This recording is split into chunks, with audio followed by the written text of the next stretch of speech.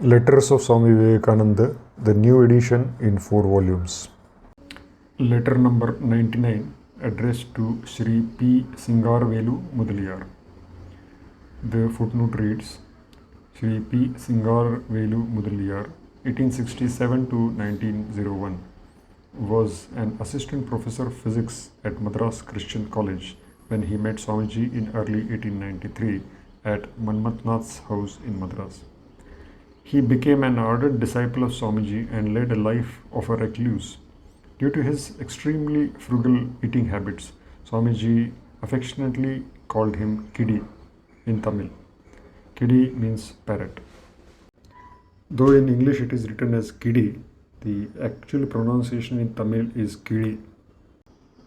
Care of Mr. George W. Hale, 541 Dearborn Avenue, Chicago.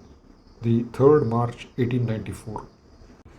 Dear Kiddy, I have received all your letters but did not know what to write.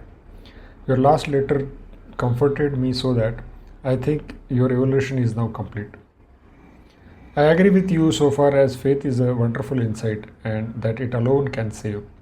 But there is the danger of breeding fanaticism and barring further progress.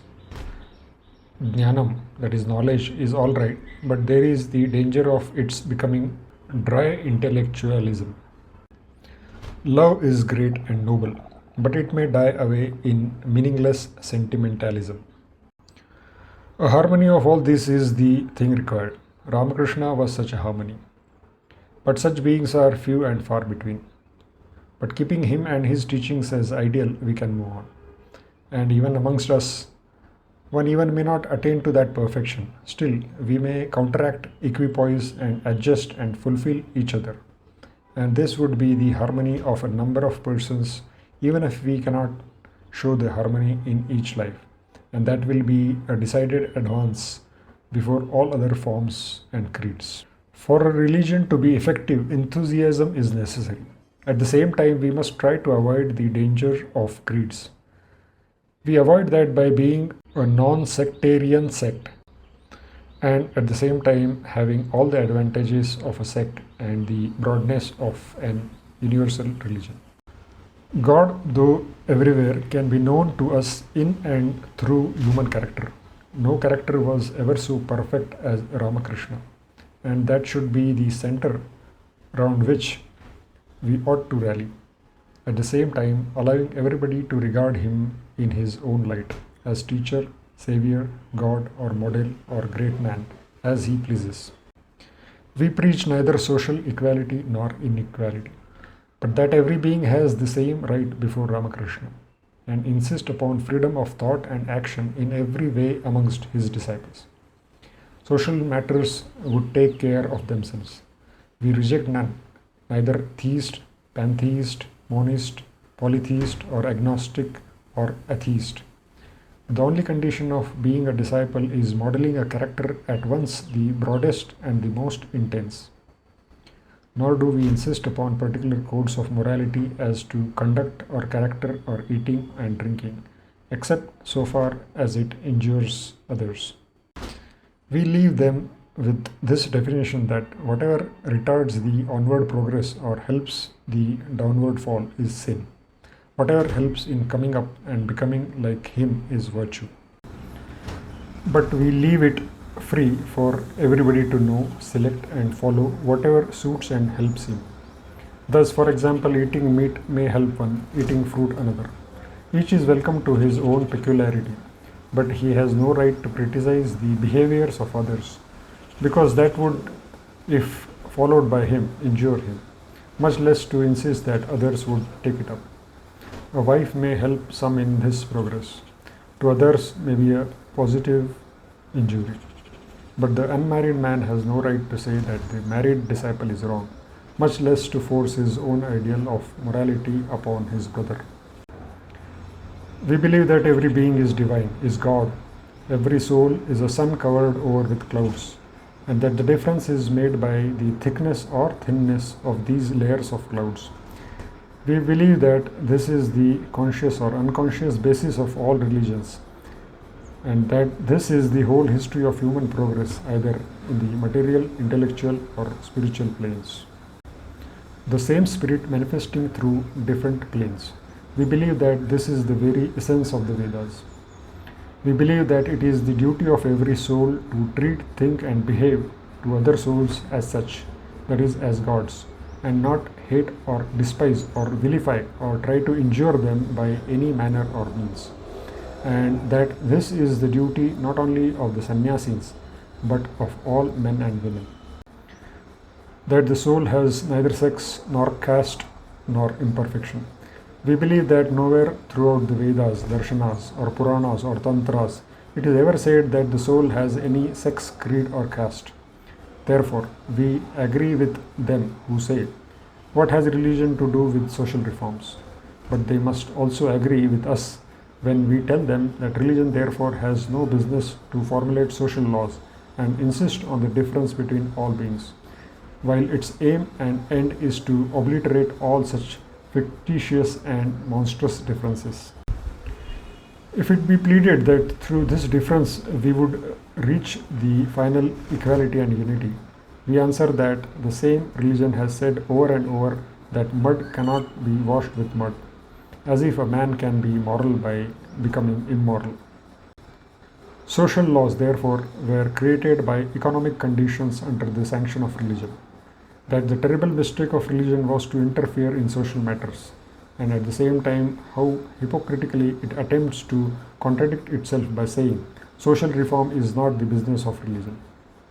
True, what we want is that religion would not be a social reformer, but we insist at the same time that religion has no right to become a social lawgiver, at least at the present time. Hands off, keep yourself to your own bounds, and everything would come all right. Number 1, education is the manifestation of the perfection already in man. Number 2, religion is the manifestation of the divinity already in man. Therefore, the only duty of the teacher in both cases is to take all obstructions from the way. Hands off, as I always say, and everything will be all right. That is, our duty is to clear the way. He does everything. So, especially you must bear this in mind when you over and over think that religion has to do only with the soul and has no business to interfere in social matters. You must also bear in mind that this applies logically to the mischief which has already been done. It is as if a man, after forcibly taking possession of another's property, cries through the nose when that man tries to regain it, and preaches the doctrine of the sanctity of human right.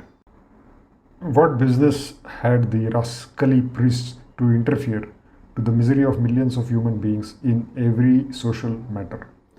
You speak of the meat-eating Kshatriyas, meat or no meat. It is they who are the fathers of all that is noble and beautiful in Hinduism. Who wrote the Upanishads? Who was Rama? Who was Krishna? Who was Buddha? Who were the Tirthankaras of the Jains? Whenever the Kshatriyas have preached religion, they have given it to everybody. And whenever the Brahmins wrote anything, they would deny all right to others.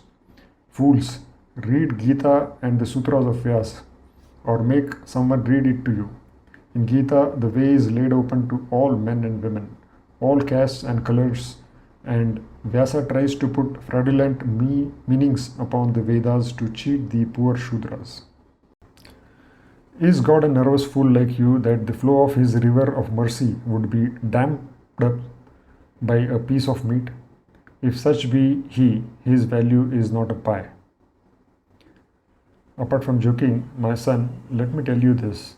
In this letter, I have given you some hints as to your line of thought.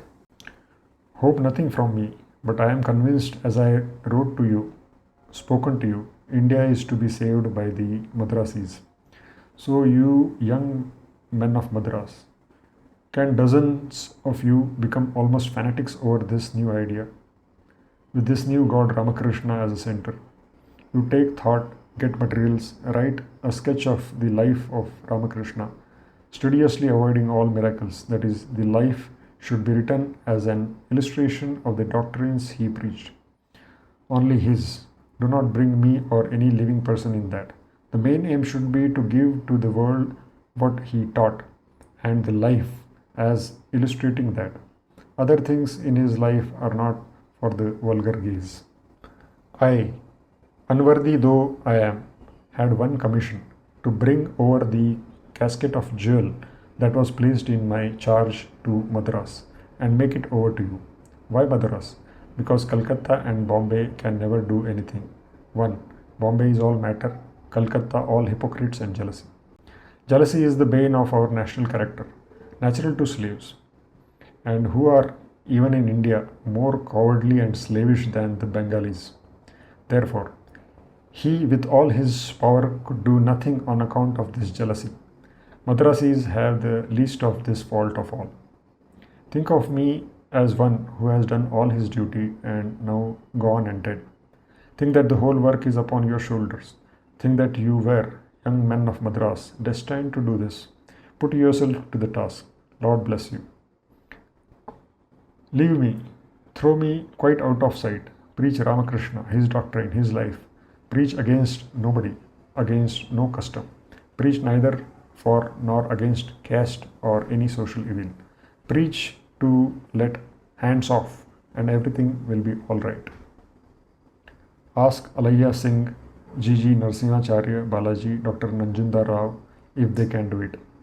With all my blessings on you all, my brave, steadfast and loving souls. Yours, Vivekananda. Om Tat Sat.